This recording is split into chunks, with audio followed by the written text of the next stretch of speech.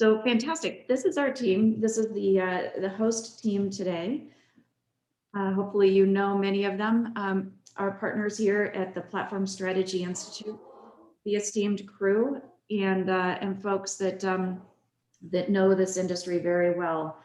I literally wrote the book on platform strategies. So we should have a great discussion. I would just ask, if you are not speaking, if you can just mute your lines, please, that would be terrific. And so today we're going to start with just a really broad discussion about digital transformation, right? All of us are undertaking the consideration of digital transformation. What does a digital era mean for all of us?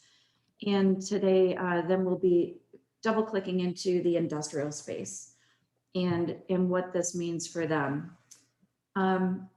We are really just starting at a super high level.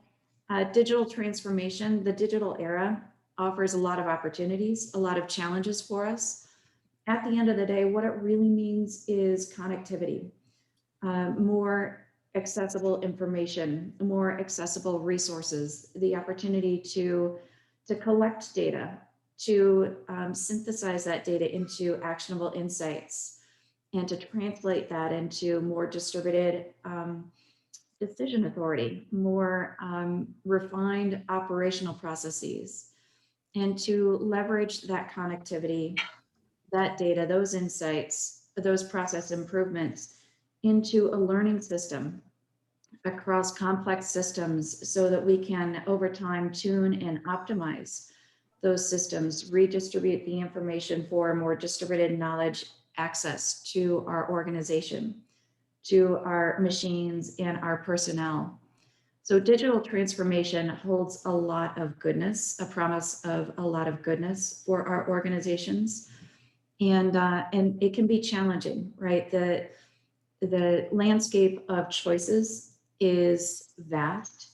And so organizations have to put all of the opportunity within the context, evaluate that opportunity within the context of their own objectives, their own operating culture, and their own market environment.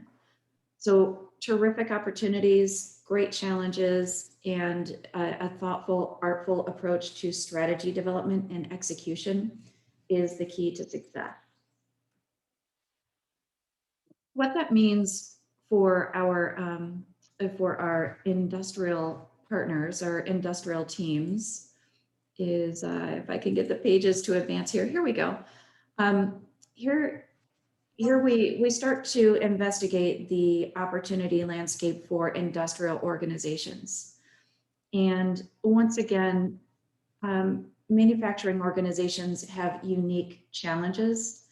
They are often, if we can mute our lines, that would be terrific. The industrial organizations are often really solving for high throughput, high volumes, really laser focused on the yield. Oh,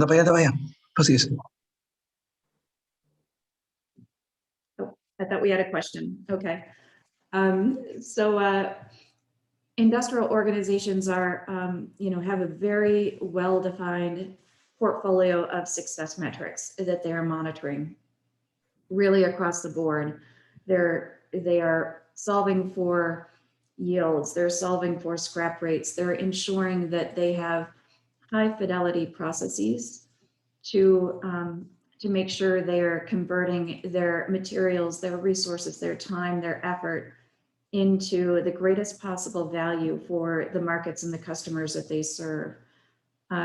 There's a very, very tight focus on the resources, the availability, and the throughput of the supply chains upon which they rely.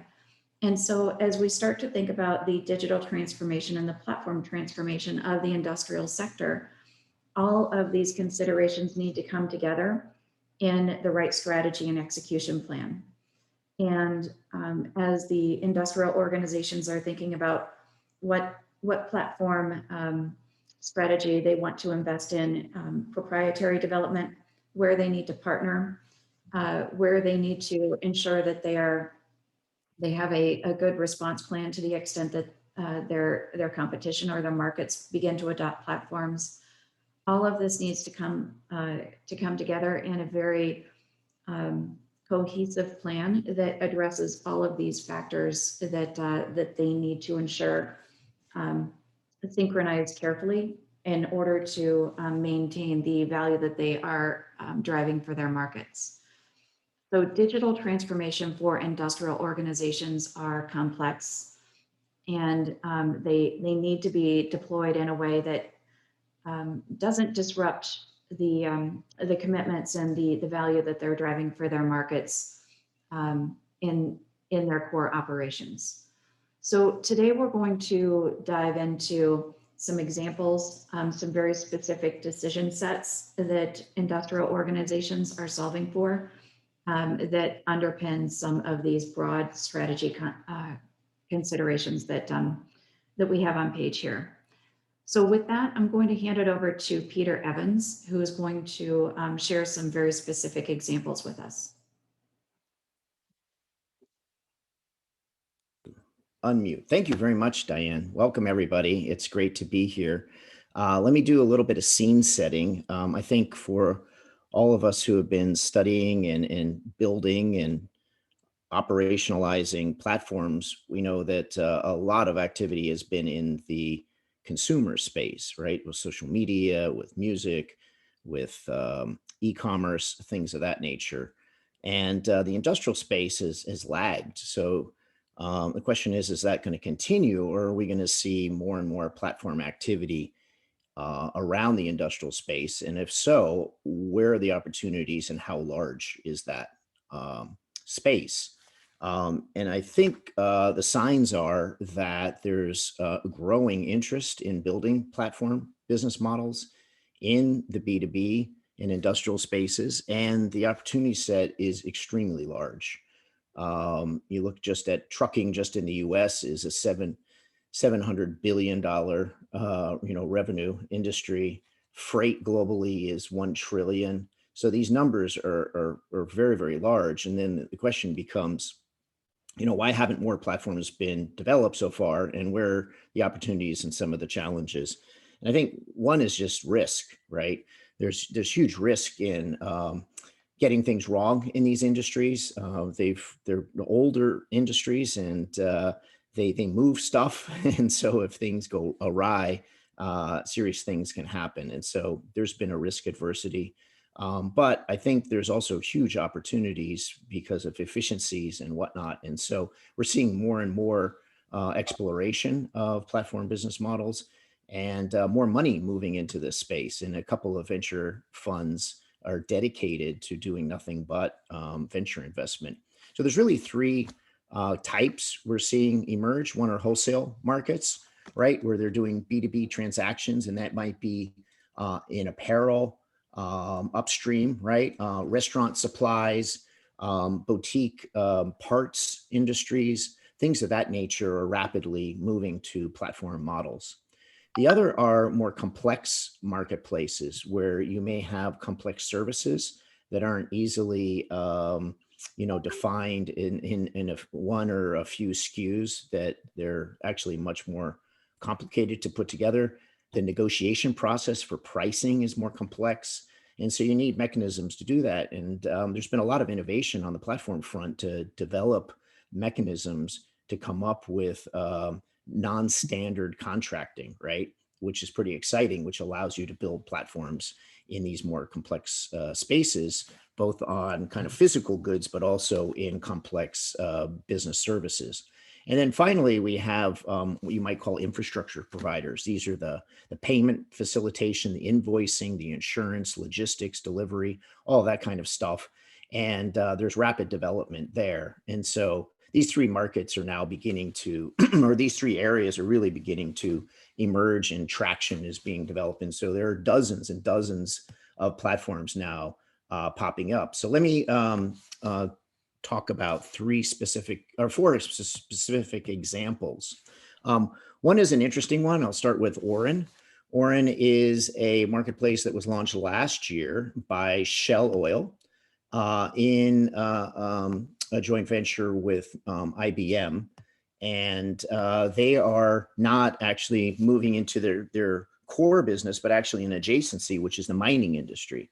And this is a marketplace for a range of digital services, AI, efficiency, and other types of sustainability solutions that are relevant to the mining sector. And Shell and IBM have stood up a platform to help facilitate. And these are smaller players, that have specialized services that this platform helps connect to the large mining companies around the world. So that's a pretty interesting example, and also a signal that some of the incumbent companies like Shell are looking to platform business models to move into new spaces as they look for new opportunities, and also to transition their kind of business model and their focus just on fossil fuels. Another is this company LO3. It's a startup. It's based out of New England, Portland, Maine, actually. And it's pretty interesting. It actually offers a platform functionality or service to utilities that they can then deploy to help with the trading of energy at a local level, right? So you, particularly for renewables like solar, where you have excess solar in some stages of the day, and then you're in deficit at others. And so this company is offering a trading platform at the local level, which is pretty exciting. And actually, it's interesting, but Shell Ventures is one of the funders of that platform. Another is Flock Freight, which is a logistics company. And what it's focused on is helping to reduce the amount of, cargo or trucking that happens that isn't completely utilized. So it's a matching market that helps to ensure that the trucking is optimized and is used much more efficiently. And they actually estimate that if trucking were to be more efficiently utilized, you could take the equivalent of 9 million cars off the road. So it shows you the inefficiencies in the system that a platform can come in and help facilitate. So this company has raised now $184 million over 6 rounds of fundraising. So it's in its Series C right now. So that's pretty exciting. And it has the benefit of both optimizing the transportation, but also has these additional environmental benefits. A final one I'll mention is Materials Exchange, which is a marketplace that just started in 2019.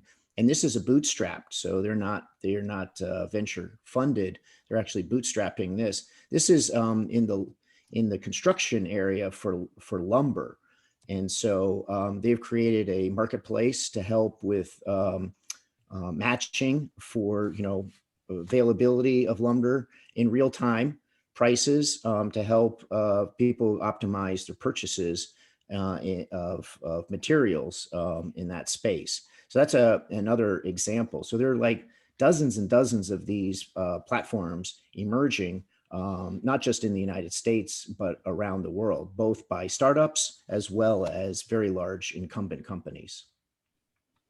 So I'll turn it over, I guess, to Jeff next. Great. Thank you, Peter. Actually, this looks like Marshall's. So I think I will hand the baton to Marshall. Who needs to unmute?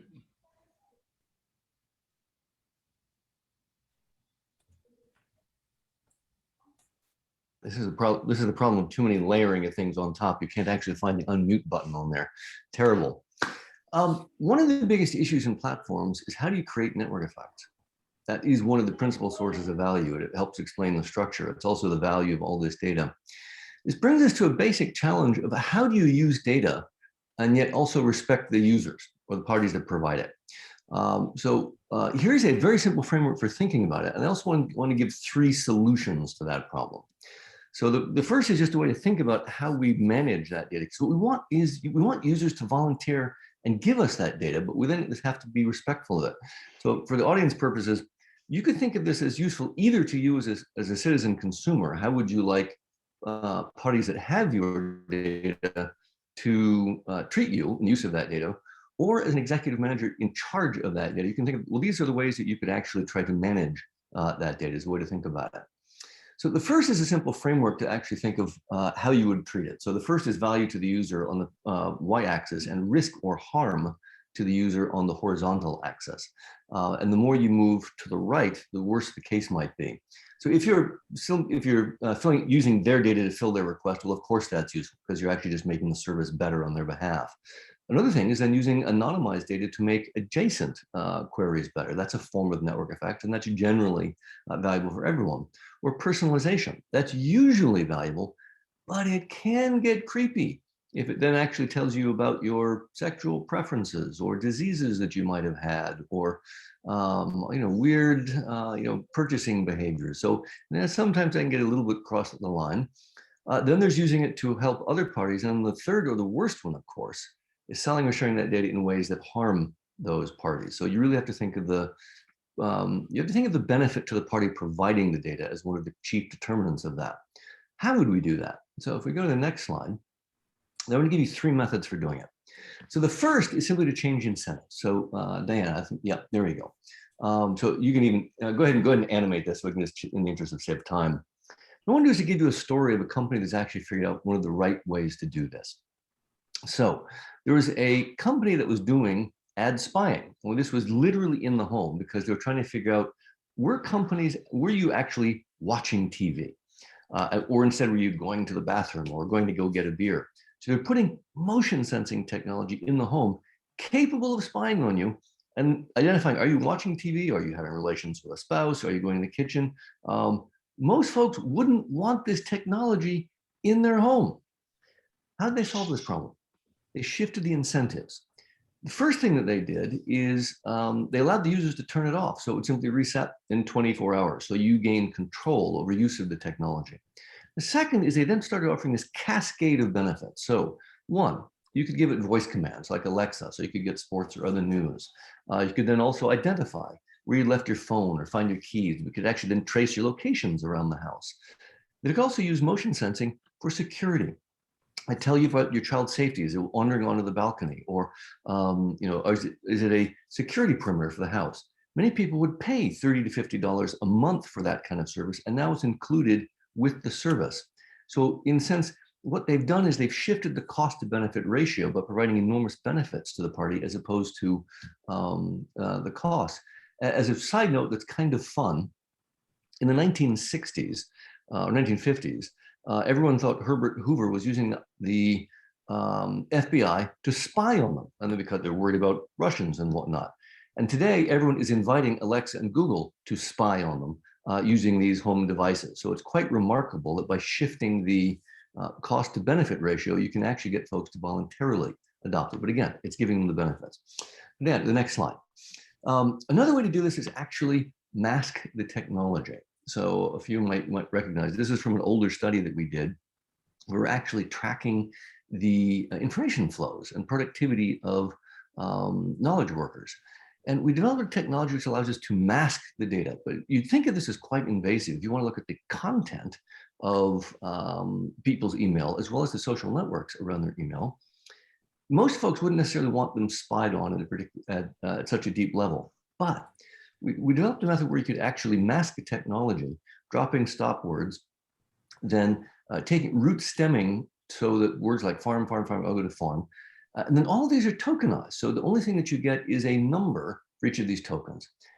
If any of you are comfortable with compression technology, it's like compression, but it's lossy compression. You can't invert it. The chart here shows the axis is now below 0. So the amount of information entropy in the masked data is below the entropy of the original. You can't recover the original data. But I want you to look at the slope and the compactness of the line. The R squared in the prediction is 88 on this, 88%. So it's an extremely high correlation between the masked and the unmasked data, which then allows us to do analysis. And then you can run the econometrics on it and figure out, is there information overlap? Is there diversity? What's the shape of the social network? You're simultaneously giving protection, even as you are giving data capability. So you've protected that content, but you're still allowed to analyze that content as a way to do that. Then the third one, another way to do this, so go to the next slide, is to save.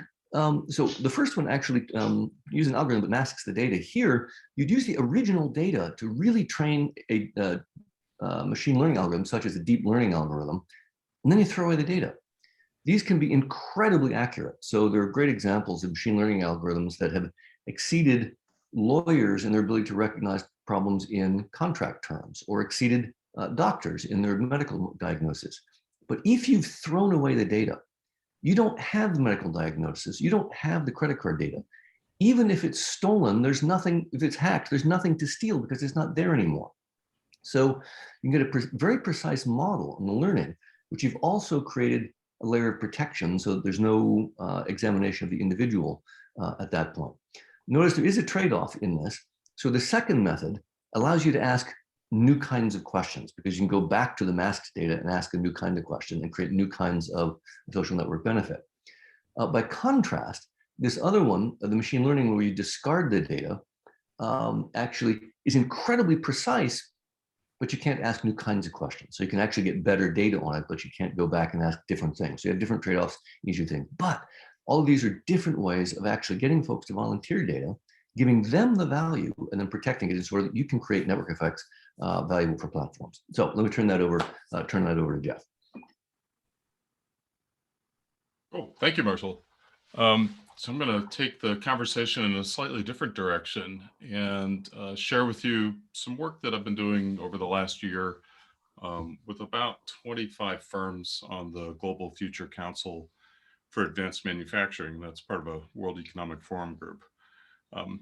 And of course, we were in the middle of COVID, and that was a big disruption. And what was interesting for us there was to see how that disruption created, if you will, a natural experiment.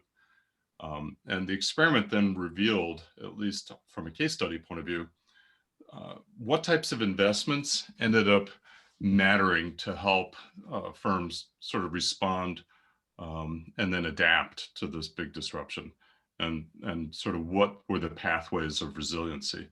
And so interestingly, we saw a lot of firms make infrastructure investments that created end-to-end visibility, and then that created optionality. So if you had sort of the things that you could do in your supply chain, but also right down to the manufacturing floor, that actually moved what is often a cost center conversation. Can you give me 5% next year? Which nobody really cares that much about.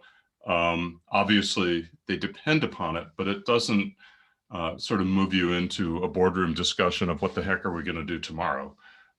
But if you can say, well, now I've got new capabilities, that allows me to pivot and shift business model. And then that allows me to potentially have new channels. And at the very moment where I have to pivot on all of those things, then that creates a whole new conversation. And so that's the interesting thing that we've kind of been grinding through. Mapped onto that is this issue that a lot of early efforts in digitization and frankly, deployments of artificial intelligence, machine learning, fail. And they fail in the following way, because they're subjected to a set of metrics that you might say are kind of traditional ROI metrics. You'd say, well, what's wrong with making money or saving cost or sort of having new revenues? And the answer is nothing. But the challenge is, if you subject a lot of these types of new investments to your kind of standard cost accounting, discounted cash flow analysis, you're really getting points estimates of what the impact is going to be in any given year.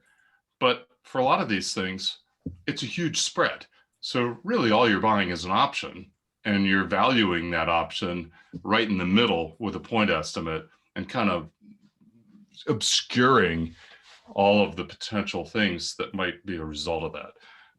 So it ends up that it kind of matters. Well, it more than kind of matters. It matters profoundly the type of the technology. And so for point solutions that are going to be deployed at one location, ROI works pretty well. I mean, you've got a relatively narrow set of things you're investing in, a relatively narrow set of things that are likely to occur, and you can model those. And so all your kind of 25-year-old finance jocks are kind of cranking away at their spreadsheets, and they're not that far off. You can even scale that to multiple locations and get pretty big wins from fairly narrow solutions. But where things start to break down are when you start to have solutions that create collaboration. And so to kind of map back to Marshall, those are kind of same side network effects. You've also got solutions that by themselves don't do that much, but they're infrastructure plays. So those are getting the data organized, sort of grinding through the mountains of crud and turning it into something that you could actually run models against. Very expensive, time consuming, and frustrating as heck for the chief financial officer because where's my money? They're like, it's coming. And so how do you kind of show incremental changes over time? And then those types of investments that create marketplaces. And then finally, those types of investments that create platform ecosystems. And those last two tend to rest on top of infrastructure investments. Dan, if you could go to the next slide, please. And so the challenge is the metrics, if they're just ROI based, are going to be those point estimates. But for those who are adopting Agile, you might think of Agile meets platform as a different way to think about this. So especially at launch, it makes much more sense to be looking at the types of transactions that are occurring in the systems you've deployed. What are the interactions? Are they valuable? Whose problem have you solved? How do you know that what's the solution, and how did you measure that solution actually does anything useful? And then in growth, frequently, and especially in marketplaces and the platform ecosystems, the monetization really needs to take place after critical mass, because especially if the value proposition rests in the network effect, monetizing too early ensures that nobody sees any value in the system, and then it's dead on launch. And if you're just purely going after those ROI types of metrics, people say, well, hey, where's the money? And you're like, no, I'm investing in that network effect. And they're like, well, how's that network effect going? Like, well, this is a pretty risky option play, and you need to think about it differently, again, than some sort of standard DCF, discounted cash flow analysis. And then finally, at maturity, then you can start to say, yes, now we're starting to realize our cost savings, our revenue increases, landing into adjacent markets. But the types of metrics you want to deploy is sort of the punchline is really dependent upon A, the archetype of the technology or the solution you're deploying, and B, the stage. So with that, Diane, back to you.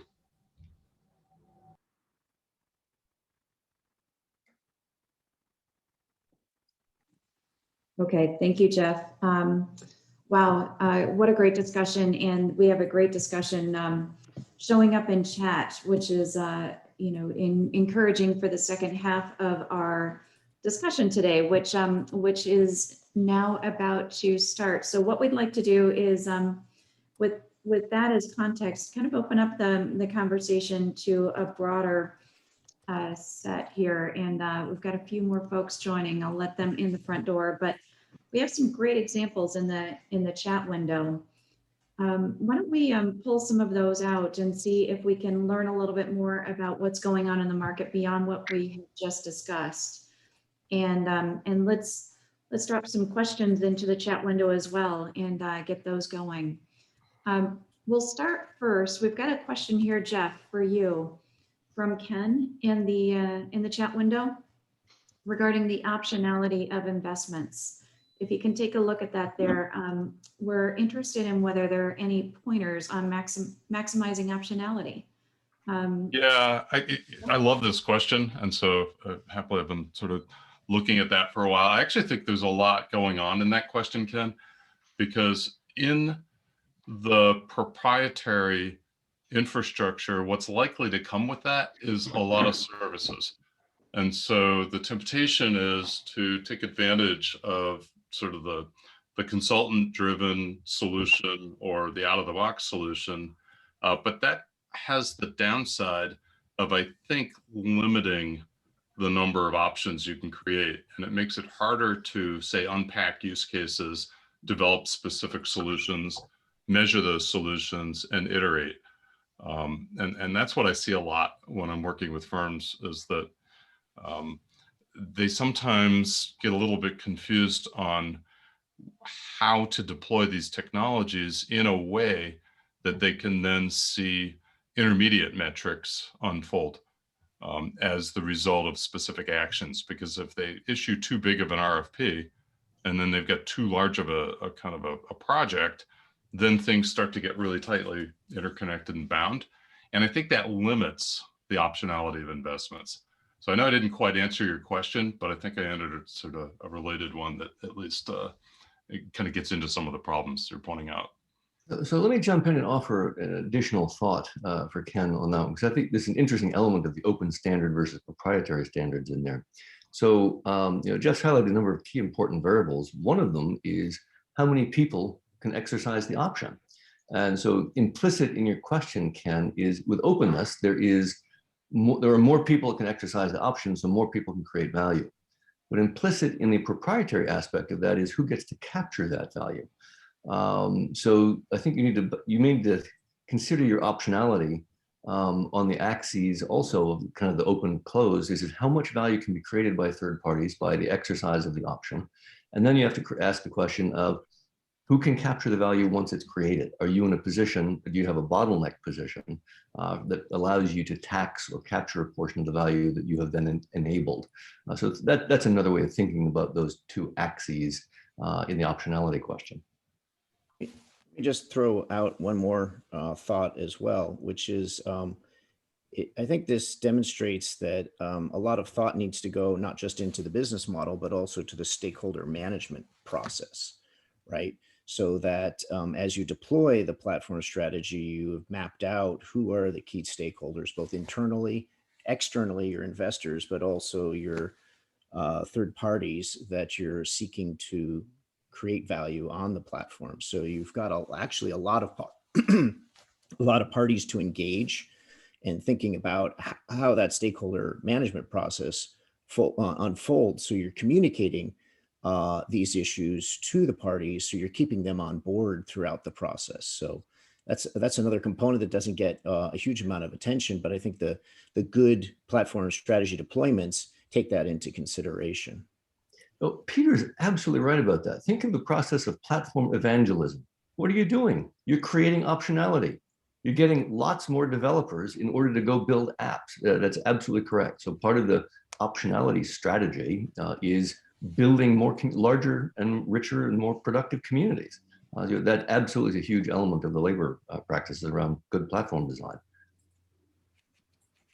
Yeah, absolutely right. And Ken raises a great secondary point, right? And so often the temptation is to trade off optionality for time, right? And pursue that proprietary approach just to keep things focused and moving quickly, as is often the temptation. But investment in a broader set of stakeholders, openness, and stakeholder kind of considerations does take time, but it can generate much greater value with a more open approach. Oh, so yeah, do you have a question?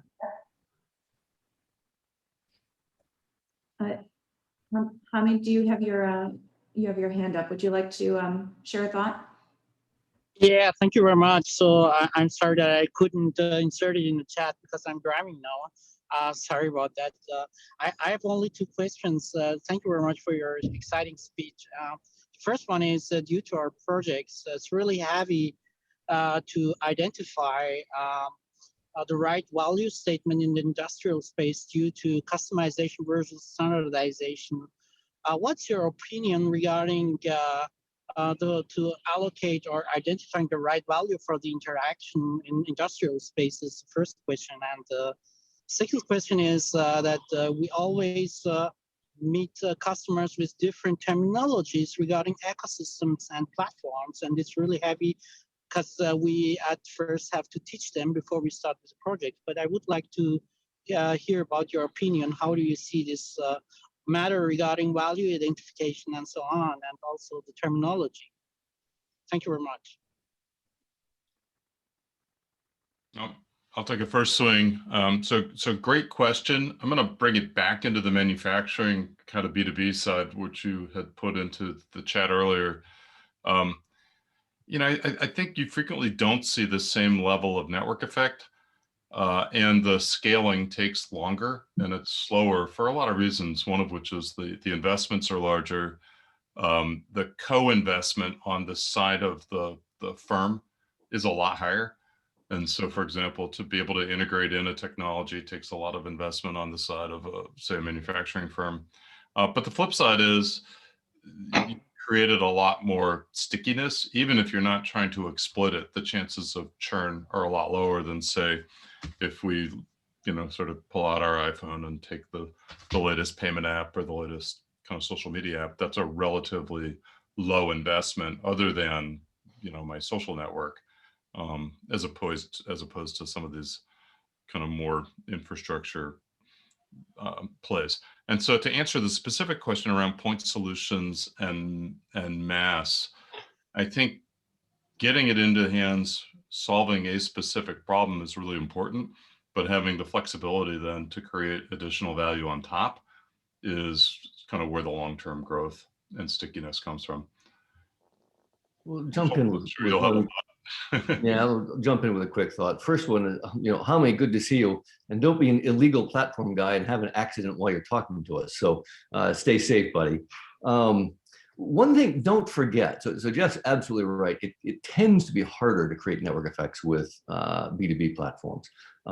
You can scale them up a little bit if you can shift the engagement down to not company to company, but machine to machine. So you get more numbers in there. That can increase your interactions, from which it's easier to create some network effects.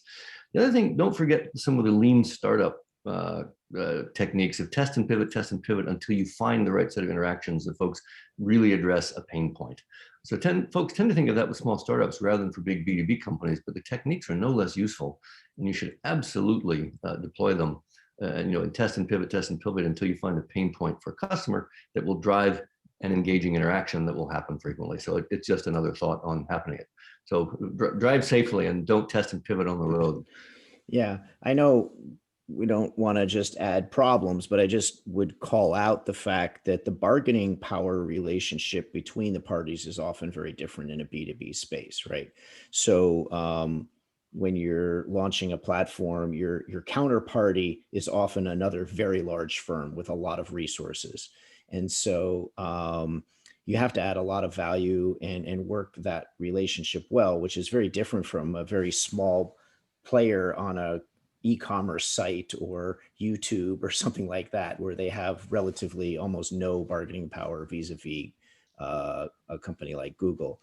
So that has to also be taken into consideration and has to be part of the stakeholder management process to recognize that. And I've seen lots of cases where there were high ambitions to or to point to, and they did analysis to show that there was a lot of value in sharing data, but that bargaining relationship made it very difficult to resolve, right? So that the parties felt like they were actually mutually beneficial. And also some of these spaces, you tend to have very few vendors.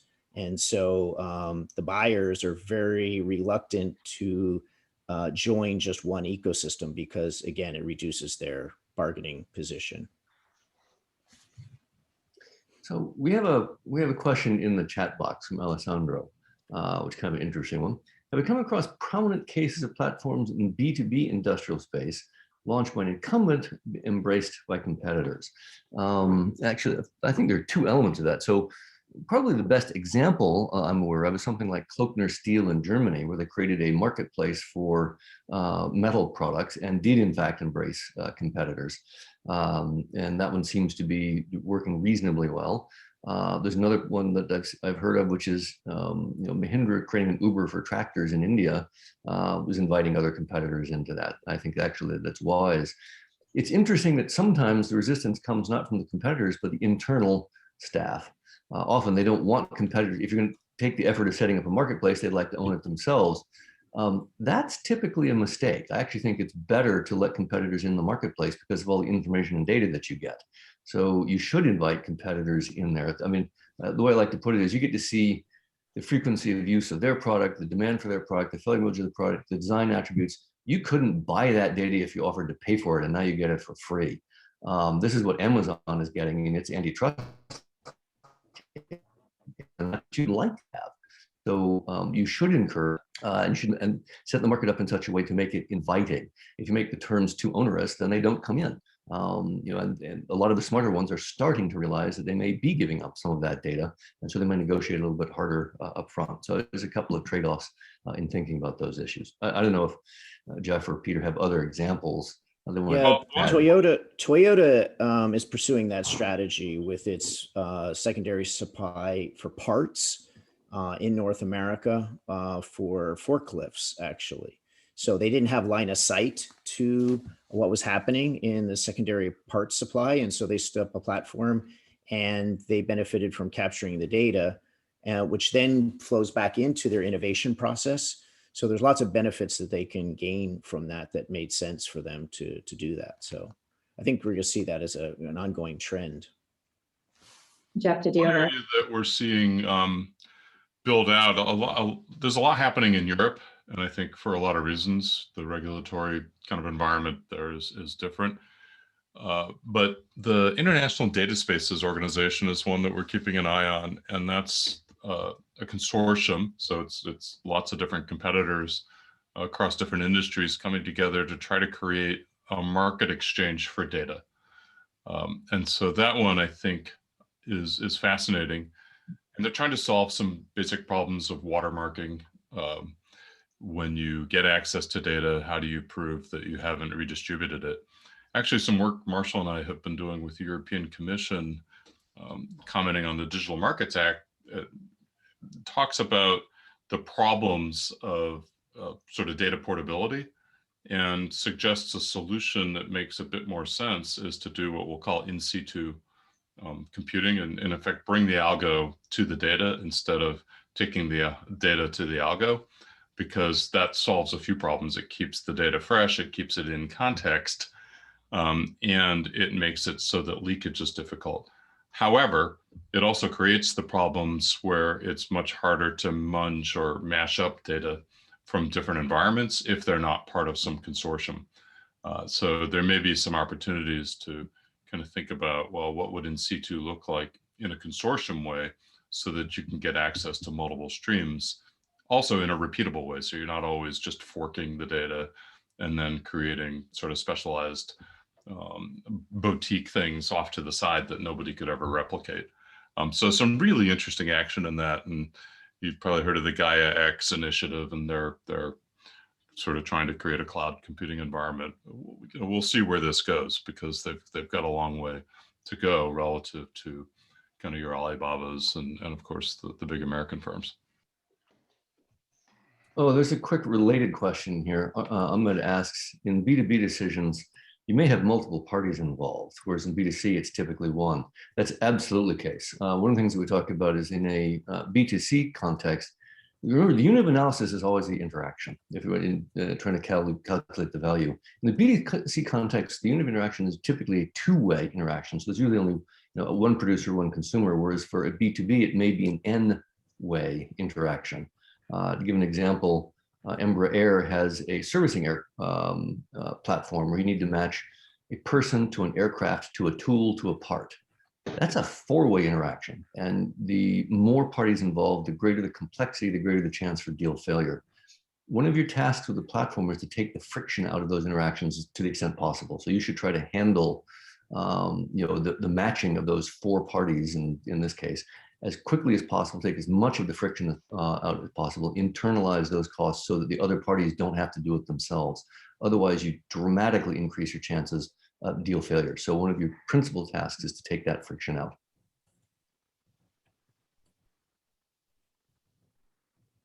So others should jump in. We've got time for just a few more questions, either in the chat box or you're welcome to unmute.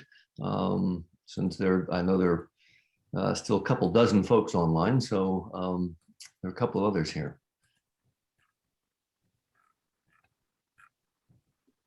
Okay.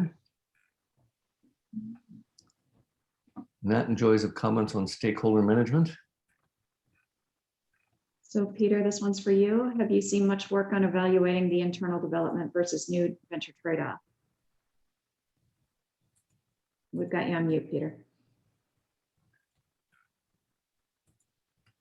So I think this is a pretty new space, and so there aren't a whole lot of case studies that have been written up yet. But I think this is getting obviously more attention, and to actually execute on these projects, you really have to have two things. You have to have your business model and how you're going to launch your platform, but then all of the stakeholders that are engaged in that. And I think, what I've seen on the Shell Oren case, that they have tried to map those out and are very cognizant of thinking through how they want to manage that process. And what's interesting is that that project is being run out of the innovation group. So there is also a question of, where do you launch these platform initiatives in these large organizations? Do you do it through the product lines? Do you do it through the innovation group? Do you do it through the venture capital group? There's a variety of choices that have to be made. And Jeff and Marshall, I don't know if you've looked at this systematically, which of the locations make the most sense for organizations, but I think companies have these choices, and they should probably think through which group in the organization is best to take the lead. So I'm going to kind of mash up Nat's question for you, Peter, with DPAX, which is around the good ROI matrix. And then I think your point is that you're saying it's always challenging to get old school companies like construction, large manufacturing, ... And then presumably the next part was to adopt different metrics. And I think the failure, I think they have to waste a bunch of money and fail, and then you get a different conversation. So you basically say, look, you spent 10 times as much as a startup in Silicon Valley or anywhere else in the world, or Berlin or wherever, would have spent to get this deployed. And that might have been fine 20 years ago, when the whole technology environment was different and stuff cost a lot more to deploy. But that doesn't make any sense today. I mean, nobody buys $10 million, $100 million data centers until they're at a scale that's very different. And so now you just whip out your credit card, you fire up some AWS instances, and you're off to the races.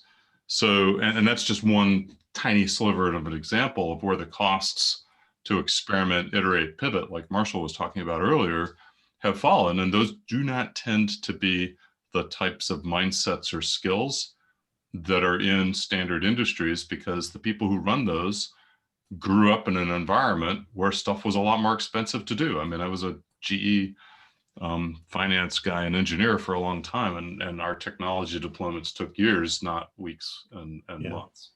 And so the punchline there is, you got to get that board level to ask a different question. If you can get them to say, what did it do, and how do you know that it did it, at a pretty granular level, instead of when do I get my money back, then that drives it down. And then you start to get a different behavior. But until you get that, then that's a tough conversation. Yeah. So two quick thoughts on it. Again, also combining Nat's question and Deepak's question. The first of these, the mindset for the inverted firm is just fundamentally different. There's a huge challenge between getting folks that are used to producing the value themselves, in having internal employees do it, versus enabling third parties to create that value. So there's a mindset shift that needs to take place. And you need to ask honestly whether or not the existing staff are going to be able to make that transition. I've seen not many companies make that well. An exception, actually, I think, is Siemens. I think Siemens is actually doing quite a good job of inculcating new business practices within its business units. But you have to ask, are folks going to be like the mental transition from internally creating value inside the firm to externally enabling that value? In terms of the ROI on this, the unit of value is the interactions. That's what's creating value. So you need to look at the engagement. So the starting point when you're launching these things, this is not the destination, but the starting point is always, what's the engagement? What's the usage per user? Or what's the usage per partner? Is that going up? So are you driving engagement from which it's possible to create network effects? So use that as the index. Then after you've hit critical mass, then it's time to monetize. So tying back to the mindset, the finance types have to see that there is a path to monetization, but they can't require monetization from the get-go. Otherwise, you're putting friction on your interaction, which is going to keep you from building a platform. You put friction on the interactions only after they're self-sustaining, and actually after you've got interactions happening organically on the platform, which means that you're creating value. So there's a mindset shift and a metric shift that needs to happen if you're going to get this to work. Can I just make one last quick point, which is there's a whole growth of vendors now that will build platforms for you, and they will take a recurring part of the revenue of the platforms. So that's actually changing some of the dynamics as well. So you don't have to build these internally and hire teams. You actually can turn to vendors that build these across multiple. And so they've built up a lot of experience in how to actually build and execute these. So that's changing the nature of this and making it, I think, faster to launch these platforms. Okay, great points. And with that, we are going to need to wrap it up for the day. We have some hard stops at the top of the hour, so we're going to need to wrap up the questions. What a great discussion! Great questions on this one. We will in the subsequent webinars, subsequent months, we're going to revisit this theme because there's so much great work happening, really interesting platform strategies rolling through the industrial space. So we'll come back to this theme in the subsequent months. Again, everyone, thank you for a great discussion today. Thanks for joining, and we will make the recording and the information available online. And please plan to join us for the following sessions in the following months. We'd love to have you. Thank you again. Wonderful. Thank you. Take Thank care. you, everyone. Bye-bye. Right.